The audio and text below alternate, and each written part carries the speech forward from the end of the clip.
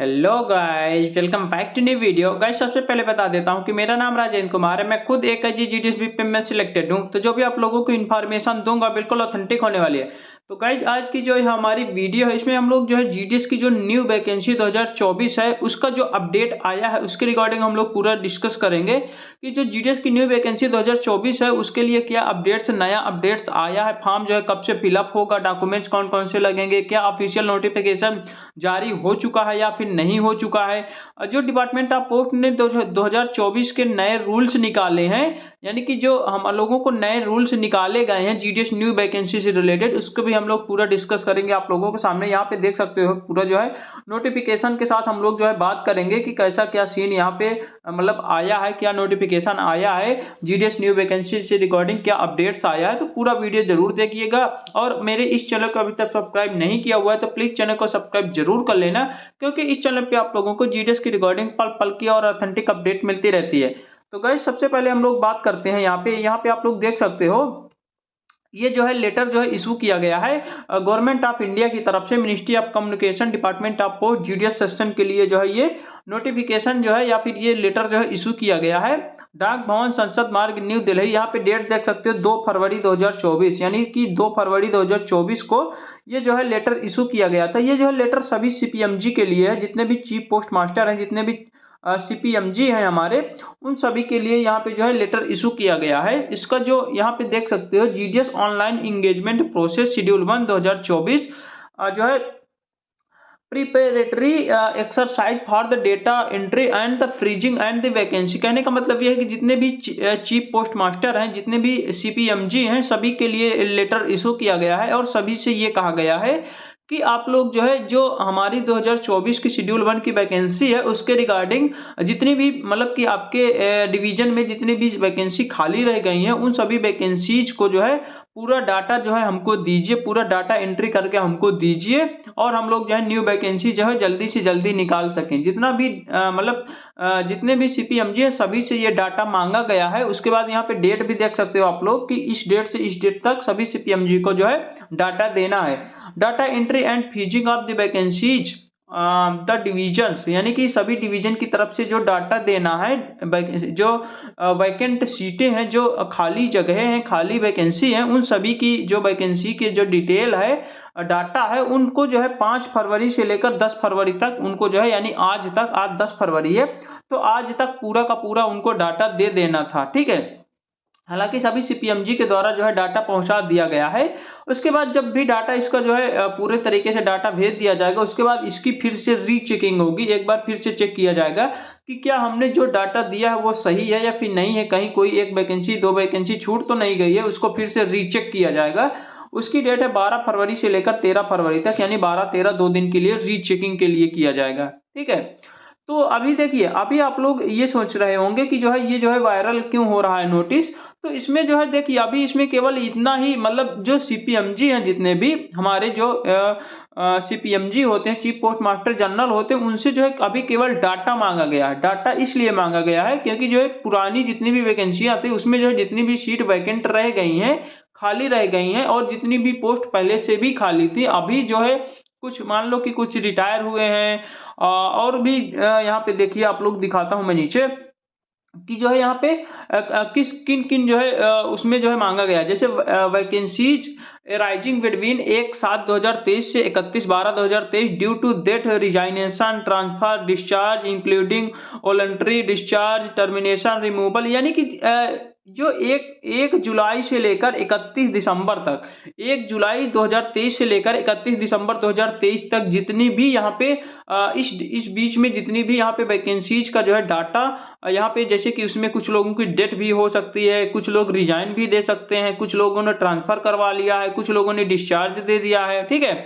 और जितने भी मतलब कुछ लोगों को टर्मिनेशन किया गया है, रिमूवल किया गया है, पनिशमेंट दिया गया है, या फिर प्रमोशन कुछ लोगों का हो गया है। तो इस प्रकार जितना भी टोटल होता है, इतने से लेकर इतनी डेट तक जितना भी इस मतलब कि सब कुछ होता है, ट्रांसफर किसी का हो गया उसके रिकॉर्डिंग जो है वैकेंसी खाली हो गई, रिजाइन किसी ने दे दिया वो वैकेंसी खाली हो गई, किसी की डेथ हो गई वो वैकेंसी खाली हो गई, तो सारा कुछ, किसी का प्रमोशन हो गया तो उसकी वैकेंसी खाली हो जाए, तो वही पूरा डाटा जो है उनको जो है सीपीएमजी को जो है देना है डिपार्टमेंट ऑफ पोस्ट को, जिससे कि डिपार्टमेंट ऑफ पोस्ट पूरी क्लियरली तरीके से यहाँ पे जो है वैकेंसी का क्लियरली तरीके से उनको जो है यहाँ पे वैकेंसी निकालने का जो है हो जाए। जब तक जैसे कि मान लो अभी 13 तारीख तक यहाँ पे पूरा प्रोसेस चलेगा, 13 तारीख तक यहाँ पे 13 फरवरी तक प्रोसेस चलेगा। 13 फरवरी तक पूरा जो है ऑल इंडिया में सभी सीपीएमजी से जो है डाटा मांग लिया गया है, सभी 13 फरवरी तक बिल्कुल क्लियर हो जाएगा। उसके बाद 13 फरवरी के बाद यहाँ पे 4-5 दिन बाद मान के चलो कि अब 20 फरवरी तक आपका जो है नोटिफिकेशन जारी हो जाएगा। 20 फरवरी तक आपका जो नोटिफिकेशन है न्यू वैकेंसी का वो जो है जारी कर दिया जाएगा, जितनी भी वैकेंसी खाली रहेगा ही। अब यहाँ पे देखना, अब यहाँ पे कुछ लोग कह रहे हैं कि 98,000 वैकेंसी आएगी, कुछ लोग कह रहे हैं 58,000 आएगी, कुछ लोग कह रहे हैं 40,000 आएगी। तो देखिए अभी भी कुछ भी यहाँ पे कंफर्म नहीं है, मैं शुरू से ही आपको बताता चला आ रहा हूँ कि अभी कोई भी डाटा क्लियर नहीं, अभी प्योर तरीके से डाटा मांगा गया है। जब तक पूरा डाटा नहीं दे दिया गया डिपार्टमेंट की तरफ से, जब तक जो है कोई भी यहाँ पे ऑफिशियल हम लोग नहीं बता सकते हैं कि इतनी वैकेंसी खाली है। हाँ, हम लोग अप्रॉक्स बता सकते हैं, मैं शुरू से ही बताता चला आ रहा हूं और अभी भी वही बता रहा हूं कि लगभग 30,000 के आसपास आपकी जो है वैकेंसी आएगी। ये जो वैकेंसी आने वाली है फरवरी में,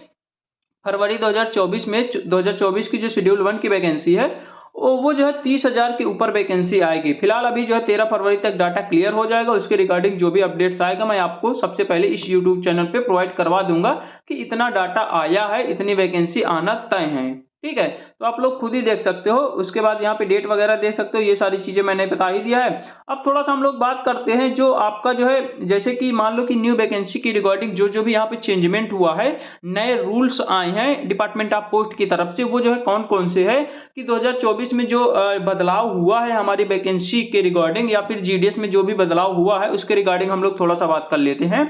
तो यहाँ पे देखिए issue related to GDS online engagement. ठीक है, पहला नंबर पॉइंट है कि number of schedules during a year, 1 schedules yearly basis to 2 schedules half yearly basis. तो जितने भी हमारे दोनों, जैसे कि आपको पता ही होगा कि साल में जो है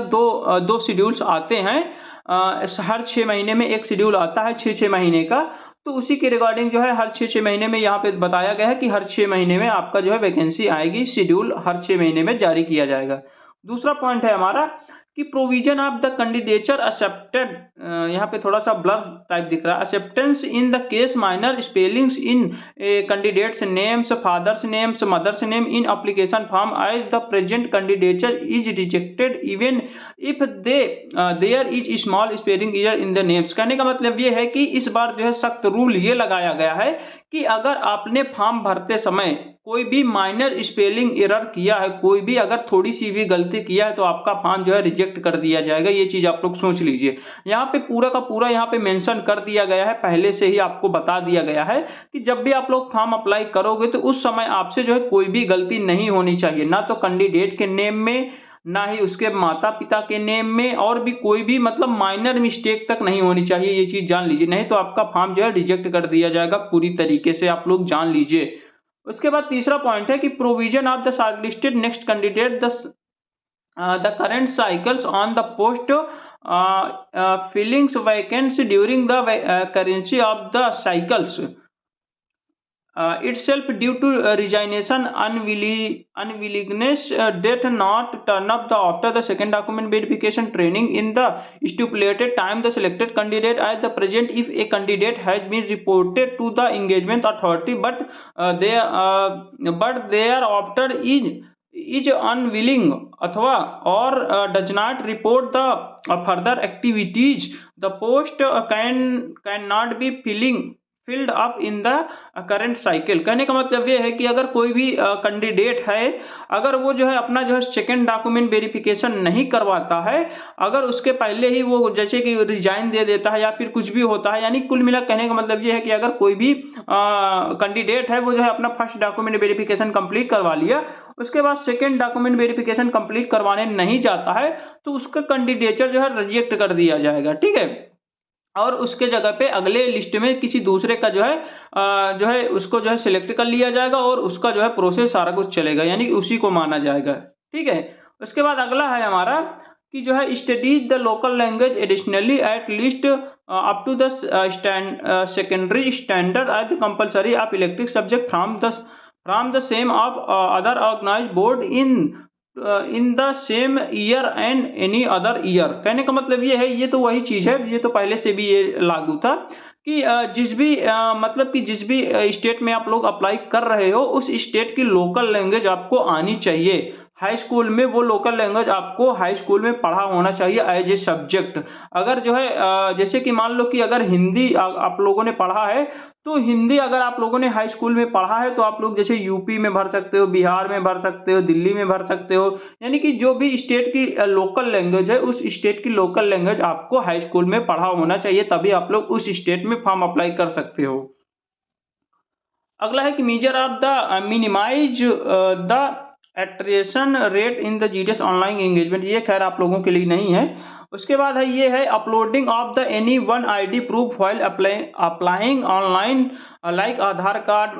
voter ID card, driving licence, PAN card. कहने का मतलब ये है कि इस बार क्या किया जाएगा, जब भी फॉर्म अप्लाई किया जाएगा उस समय जो है कोई भी एक जो है डॉक्यूमेंट्स आपको जो है अपलोड करना पड़ेगा। फॉर्म भरते समय आपको किसी एक डॉक्यूमेंट्स, इसमें जितने भी डॉक्यूमेंट्स दिए गए हैं, आधार कार्ड हो गया, पैन कार्ड हो गया, वोटर आईडी हो गया, ड्राइविंग लाइसेंस हो गया, पासपोर्ट हो गया,